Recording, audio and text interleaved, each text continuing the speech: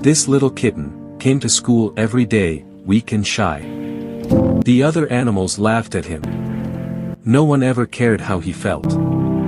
But one day, he made a decision. Enough is enough. He stood outside the gym and whispered to himself.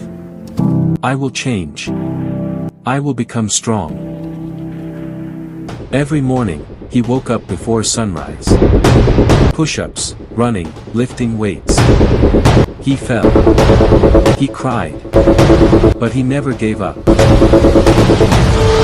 Days turned into weeks. And that small, weak kitten. He became powerful, confident. A lion in a cat's body.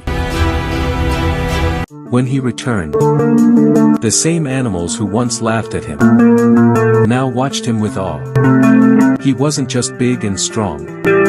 He was rich, respected, and unstoppable.